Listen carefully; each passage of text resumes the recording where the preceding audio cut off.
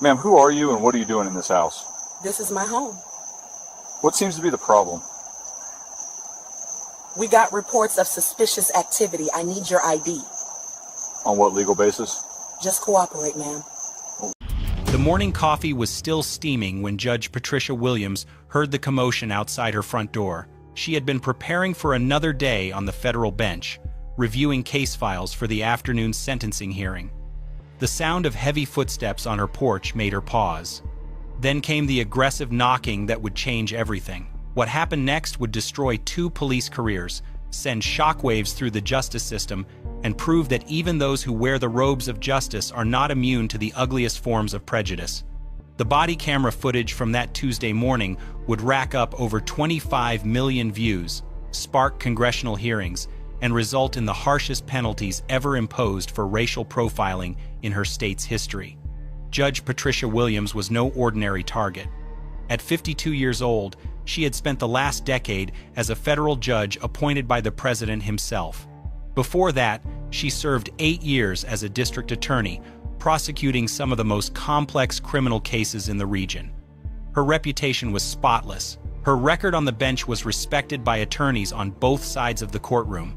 She lived quietly in an upscale neighborhood, drove a modest sedan, and was known by neighbors as the woman who organized the annual block party and helped elderly residents with their groceries. That Tuesday morning started like any other. Judge Williams had woken early, gone for her usual jog through the tree-lined streets of her subdivision, and returned home to prepare for work. She lived in a beautiful colonial house she had purchased 3 years earlier. Complete with a manicured lawn and flower beds, she tended herself on weekends. Nothing about her routine suggested drama or confrontation. At exactly 7:23 inches the morning, officers Daniel Reeves and Marcus Thompson pulled into her driveway. They were responding to what they claimed was a suspicious person report. Someone had allegedly called about a black woman who didn't belong in the neighborhood. Someone who had been seen entering and leaving the house at strange hours. The problem was that no such call had ever been made. What actually happened was this. Officer Reeves had been driving through the upscale neighborhood on routine patrol when he spotted Judge Williams returning from her morning jog. Something about seeing a successful black woman in athletic wear, clearly comfortable in this affluent area, triggered something in his mind. He radioed his partner Thompson with a fabricated story about a suspicious person report and requested backup. This decision would prove to be the most expensive mistake of both their careers. Judge Williams answered her front door, still wearing her silk robe, coffee mug in hand. She expected to see a neighbor or perhaps a delivery person. Instead, she found herself face to face with 2 uniformed police officers, both with their hands resting on their belts in an aggressive stance.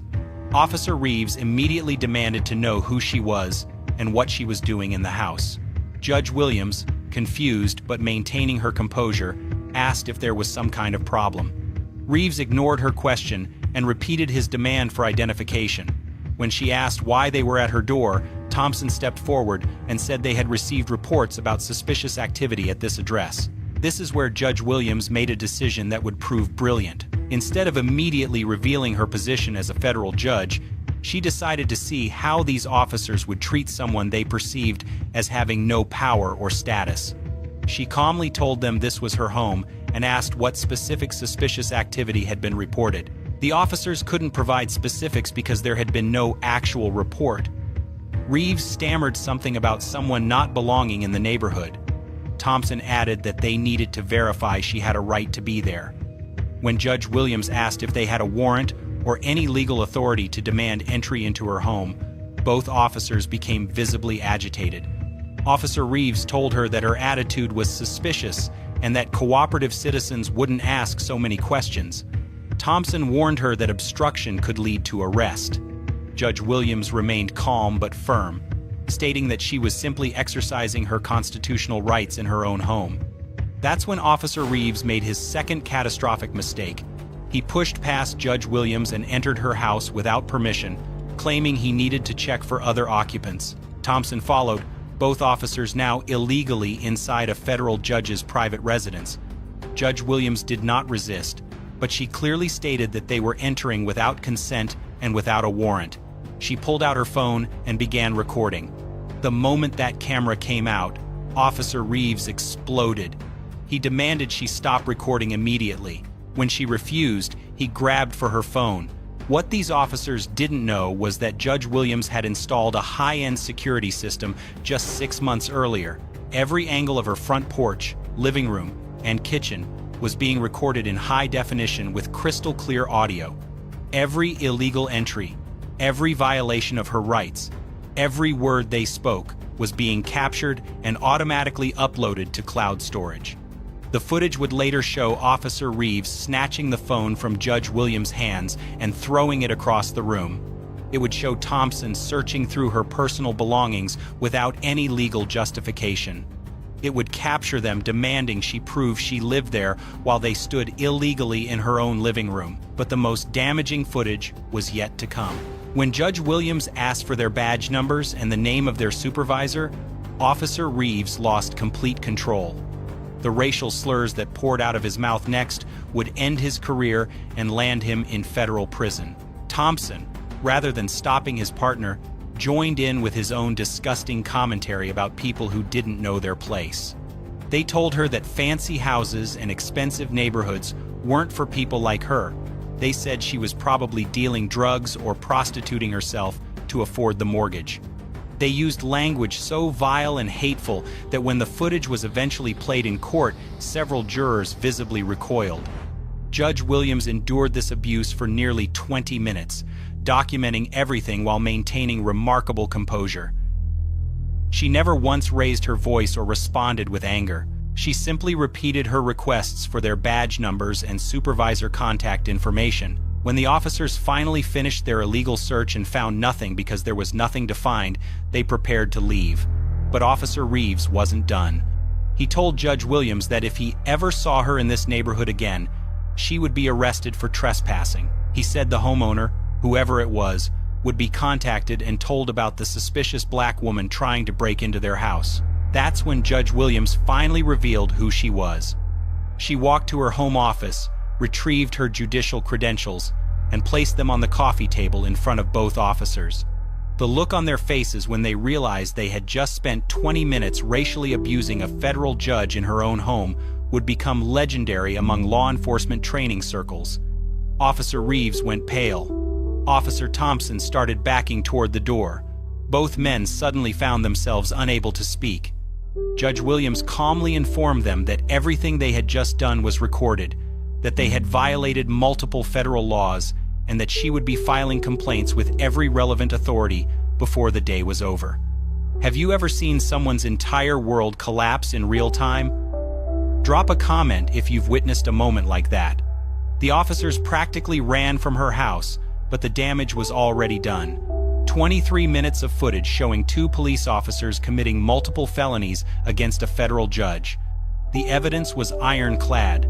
The violations were clear, and the consequences would be swift and devastating. But Judge Williams was just getting started. Within 30 minutes of the officers leaving her property, Judge Williams was on the phone with the FBI. As a federal judge, she had direct access to the Bureau's Civil Rights Division, and they took her call immediately. She provided a preliminary account of what had occurred and informed them that she had comprehensive video evidence of multiple federal crimes.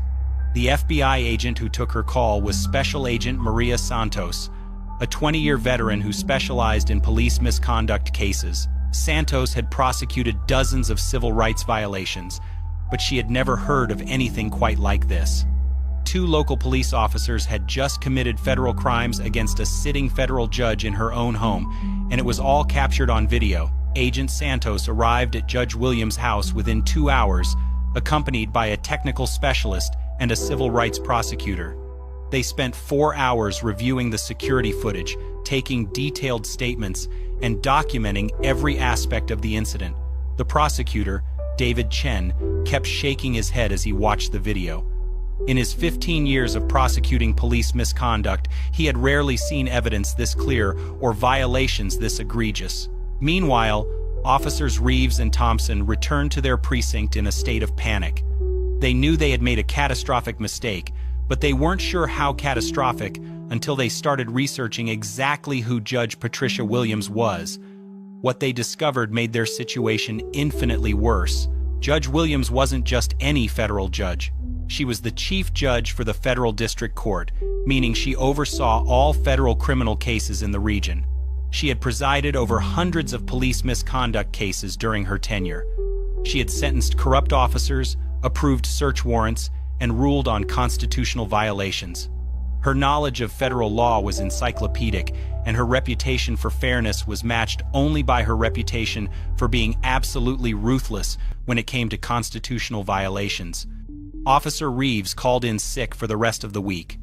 Officer Thompson requested emergency vacation time. Both men hired lawyers with money they didn't have, desperately hoping they could somehow contain the damage. They couldn't. By Thursday morning, the story had broken nationally. A federal judge had been racially profiled and illegally searched in her own home by local police officers. The video footage, which Judge Williams had authorized for release, was being played on every major news network. Legal experts were calling it one of the most clear-cut cases of police misconduct ever recorded. The police chief, Robert Martinez, held an emergency press conference that same afternoon. He announced that both officers had been suspended without pay pending a full investigation. He called their actions inexcusable and promised that the department would cooperate fully with federal authorities. But his words rang hollow to a public that had heard similar promises countless times before. What made this case different wasn't just the clear evidence or the high-profile victim. It was what happened next that would send shockwaves through law enforcement nationwide. The Federal Bureau of Investigation didn't just investigate the incident. They launched a comprehensive review of the entire police department's practices. They subpoenaed records going back 5 years. They interviewed dozens of officers and civilians. They analyzed arrest patterns, complaint files, and internal communications. What they found was a pattern of racial profiling that went far beyond 2 rogue officers. The data revealed that black residents in affluent neighborhoods were stopped and questioned at rates 17 times higher than white residents. Internal emails showed supervisors making jokes about certain types of people not belonging in nice areas. Training materials contained coded language that essentially taught officers to view successful black citizens as inherently suspicious. Officer Reeves, it turned out, had a history. Over the previous 3 years, he had received 12 complaints for racial profiling. All had been dismissed or resulted in minor discipline, like verbal warnings. One complaint came from a black neurosurgeon who had been stopped while jogging in his own neighborhood. Another came from a black family who had been questioned while loading groceries into their car outside their own home. Officer Thompson's record was similarly troubling. 9 complaints in 4 years, all following the same pattern. Both officers had been protected by a system that prioritized loyalty over accountability. And now that system was about to collapse. The federal grand jury was convened within 3 weeks, the fastest turnaround in the district's history. 18 citizens heard testimony from Judge Williams, reviewed the security footage, and listened to expert witnesses explain exactly which federal laws had been violated. The deliberation lasted less than 4 hours. The indictments were devastating. Officer Reeves faced 7 federal charges, including civil rights violations under color of law, illegal search and seizure, criminal trespass, assault, and conspiracy to deprive civil rights. Each charge carried potential prison time, with the civil rights violations alone punishable by up to 10 years in federal prison. Officer Thompson faced 6 similar charges. Even though he hadn't initiated the contact, his participation in the illegal search and his failure to stop his partner's obvious misconduct made him equally culpable under federal law. But the charges against individual officers were just the beginning. The Department of Justice announced that the entire police department would be placed under federal oversight. A consent decree would govern their operations for the next 5 years, with every policy and procedure subject to federal approval. The cost of this oversight would run into millions of dollars, all paid from the city's budget. The financial implications hit immediately. The city's insurance company canceled their police liability coverage, citing the federal investigation as evidence of systemic problems. Without insurance, the city faced potential bankruptcy if they lost civil lawsuits. The mayor called emergency budget meetings as legal fees began mounting. Judge Williams, meanwhile, returned to her courtroom, but she didn't remain silent about what had happened to her. She used her position and her platform to speak about the experience, giving interviews to major news outlets and testifying before congressional committees about the need for police reform. Her message was simple but powerful. If this could happen to a federal judge in her own home, what was happening to ordinary citizens who didn't have her resources, her knowledge of the law, or her ability to fight back? How many people had suffered similar violations but lacked the evidence or the platform to seek justice? The answer to that question would soon become clear as more victims began coming forward, emboldened by seeing a federal judge take a stand. The floodgates were about to open, and the consequences would extend far beyond two disgraced officers, graced officers. The civil lawsuits began filing within days of the criminal indictments. Judge Williams hired the most aggressive civil rights attorney in the state, Rebecca Martinez, who had built her career destroying police departments that thought they were above the law. Martinez filed a federal civil rights lawsuit seeking $15 million in damages, and she had the evidence to get every penny. But Judge Williams wasn't the only one seeking justice. Once the story went national, her phone started ringing with calls from people who had experienced similar treatment from these same officers. The law firm set up a hotline, and within 2 weeks, they had documented 43 separate incidents involving officers Reeves and Thompson. The stories were heartbreaking and infuriating. A black pediatrician had been handcuffed outside the hospital where she worked because Thompson claimed she looked suspicious walking to her car after a late shift. A successful businessman had been forced to prove he owned his Mercedes while pumping gas because Reeves insisted someone like him couldn't afford such a vehicle. A college professor had been questioned for 20 minutes about whether she really lived in her neighborhood because both officers happened to see her getting her mail. Every single incident followed the same pattern. Successful black citizens going about their daily lives, targeted for no reason other than the color of their skin and the assumption that they didn't belong where they were found. Most had filed complaints that disappeared into the department's internal system without consequence. The federal prosecutor, David Chen, realized he wasn't just dealing with two rogue cops. This was a systematic pattern of civil rights violations that had been ignored and enabled by department leadership. He expanded the investigation to include supervisors who had dismissed obvious complaints and administrators who had allowed the pattern to continue. Do you think this kind of behavior happens more often than we realize? Let me know your thoughts in the comments. The trial of officers Reeves and Thompson began 6 months after the incident at Judge Williams' home. The courthouse was packed with media, civil rights activists, and members of the community who had been waiting years for accountability. The defendants sat at separate tables with their high-priced attorneys, both looking like men who knew their lives were effectively over. The prosecution's case was devastating in its simplicity. They played the security footage from Judge Williams' home system, crystal-clear video that showed every moment of the illegal entry and search. They played audio of the racial slurs and threats. They presented evidence of the fabricated suspicious person report that had never actually been made. Judge Williams testified for 6 hours over 2 days. She walked the jury through every moment of that morning, explaining how her constitutional rights had been violated and describing the fear she felt when armed officers invaded her home. She spoke about the humiliation of being told she didn't belong in her own neighborhood and the anger she felt listening to racial slurs in her own living room. Her testimony was calm, professional, and utterly damning. Here was a federal judge, someone who had dedicated her life to upholding the law, describing how 2 officers had trampled on everything she stood for. The jury hung on every word. The defense attorneys tried desperately to find some angle that would save their clients.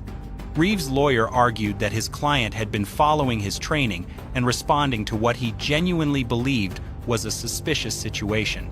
The argument fell apart when prosecutors showed that no suspicious person report had ever been made and that Reeves had admitted to fabricating the initial reason for contact. Thompson's attorney tried to claim his client was just following his partner's lead and hadn't understood the full scope of what was happening. That defense crumbled when prosecutors played audio of Thompson actively participating in the racial abuse and illegal search. The most damaging testimony came from former officers who had worked with both defendants. 3 retired cops took the stand to describe a culture of racism within the department and specific incidents where they had witnessed Reeves and Thompson targeting black citizens.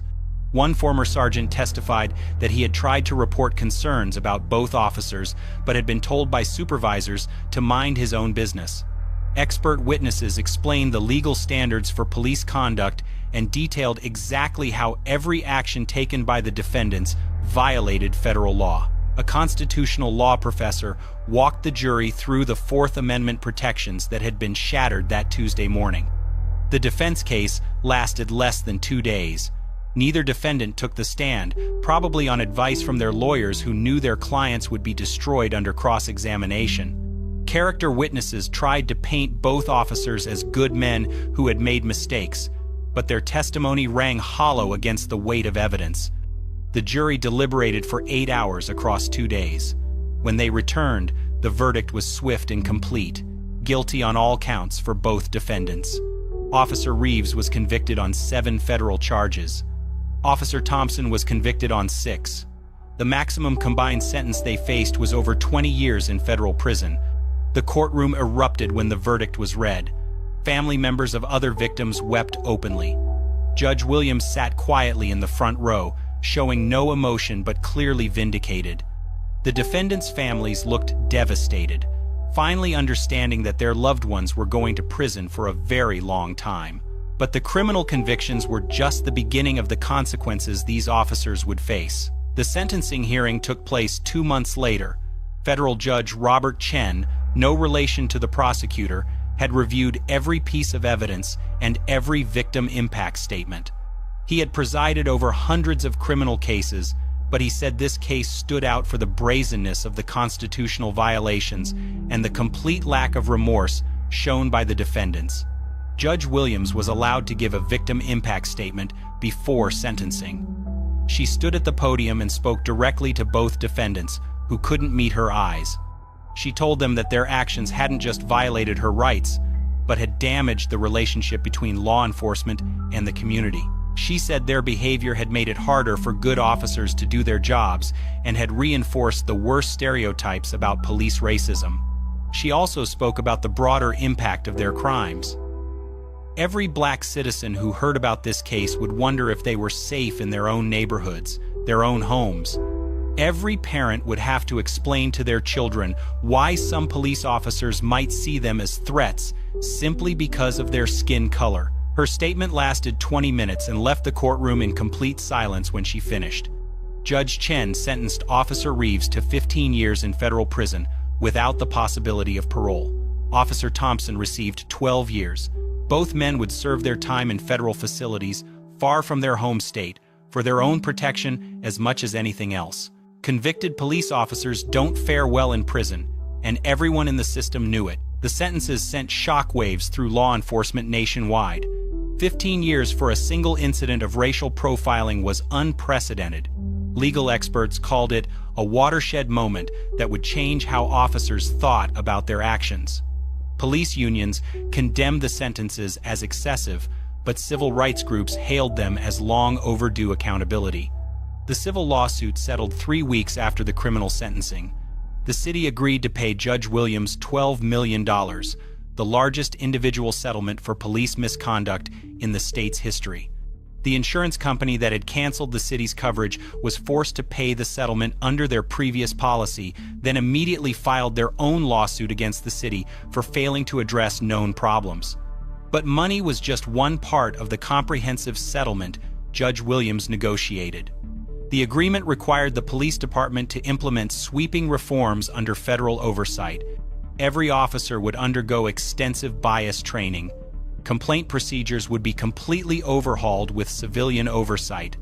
Body cameras would be mandatory for all interactions with the public.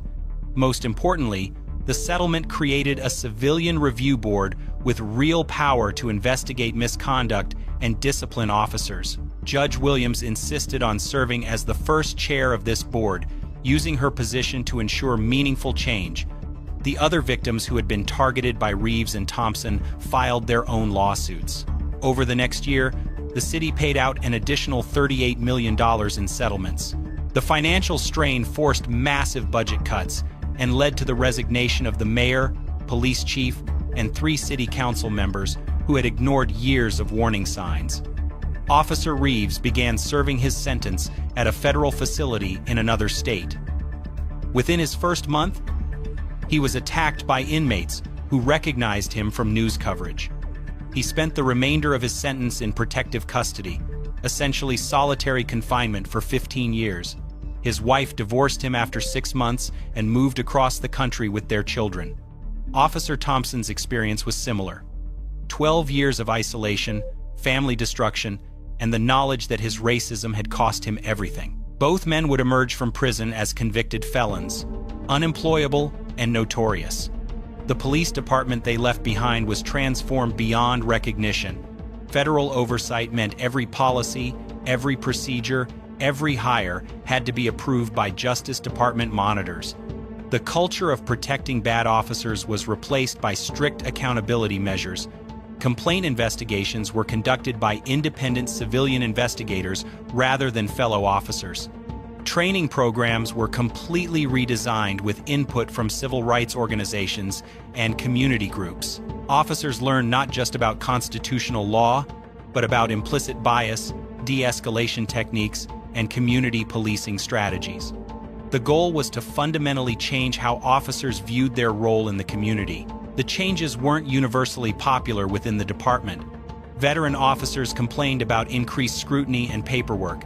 Some retired early rather than adapt to the new standards. But recruitment improved dramatically as the department's reputation began to recover, and more diverse candidates applied to join a reformed force. Judge Williams continued serving on the federal bench, but her experience had changed her perspective on the cases that came before her courtroom. She became known for asking tough questions during police misconduct cases and for ensuring that constitutional violations carried real consequences. 3 years after the incident at her home, she was invited to speak at the FBI Academy about police accountability.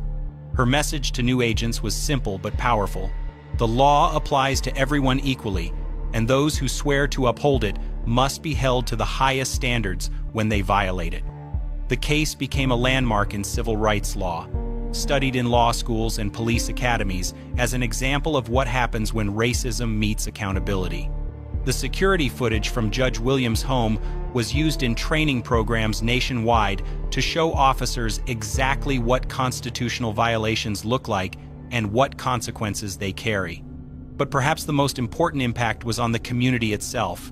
Residents who had suffered in silence for years now knew their complaints would be taken seriously. The Civilian Review Board, Judge Williams, helped create investigated every allegation thoroughly and published detailed reports of their findings. The message was clear.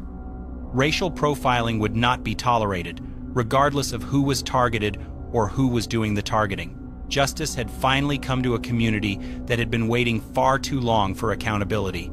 Too long for accountability. 2 officers thought they could intimidate someone they saw as powerless, someone who wouldn't fight back or couldn't hold them accountable. They were catastrophically wrong. Judge Patricia Williams proved that actions have consequences, that evidence matters, and that even federal judges aren't immune to the prejudice that plagues our justice system. Her courage to fight back didn't just destroy 2 careers and send 2 men to prison for 15 years. It transformed an entire police department and sent a message that echoed nationwide. Sometimes justice is slow, sometimes it's uncertain, but when brave people stand up and fight for what's right, it can be absolutely devastating to those who thought they were untouchable. This case was intense, but this case on the right-hand side is even more insane.